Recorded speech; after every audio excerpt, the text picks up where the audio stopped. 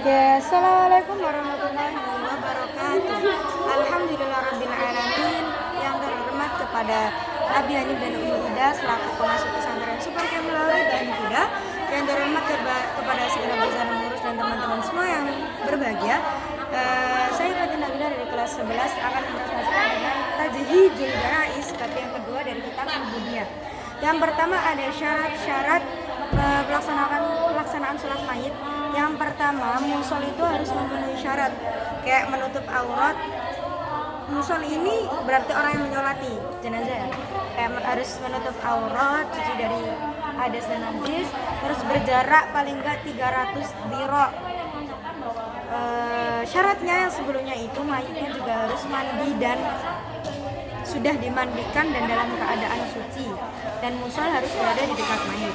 Yang kedua ada rukun sholat mayit. Yang pertama niat, yang kedua berdiri bagi yang mampu, yang ketiga takbir 4 kali, kemudian membaca Al-Fatihah, membaca sholawat atas Nabi dan keluarga Nabi, membaca doa untuk jenazah tersebut, dan yang terakhir adalah salam. Yang ketiga ada teknis pelaksanaan sholat jenazah. Yang pertama tadi takbiratul ihram dulu, kita barengi sama niat. Yang kedua kita membaca Al-Fatihah dan ayat Al-Quran apapun itu sebanyak takbir 2 kali, jadi takbiran ada 4 kali, membaca sholawat, kemudian langsung salam. Selanjutnya ada sunnah-sunnah dalam sholat jenazah. Yang pertama mengangkat tangan sampai ke bahu, yang kedua membaca ta'awud, yang ketiga itu melihat jenazah, terus yang keempat membaca sholawat atas keluarga Rasul, terus mendoakan orang Islam. Terus di sini ada pelepasan jenazah meliputi permintaan maaf atas salah atau dosa mayit.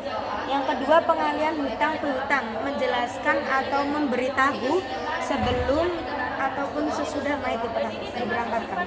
Yang ketiga mau'idhah hasanah atau sebutan. Yang terakhir ada persaksian. Terus proses pengantar jenazah. Yang pertama biasanya jenazah itu diletakkan di keranda. Yang kedua kepala jenazah itu berada di depannya. Hendaknya mengiringi dengan jalan kaki, ini hukumnya sunnah ya. Terus yang terakhir kita hukumnya makruh untuk berbicara banyak atau beramai-ramai. Terus yang terakhir ada liang kubur dan proses pemakaman. Jadi liang kubur untuk mayit itu paling tidak sepanjang jenazah ditambah kurang lebih 0,5 meter, lebarnya kurang lebih 1 meter, dan tingginya itu postur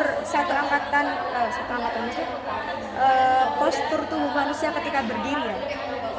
Nah, liangnya sendiri itu ada 2 jenis. Yang pertama ada liang campuri atau liang ketika kita menggali. Liang campuri itu galinya kayak gali sungai.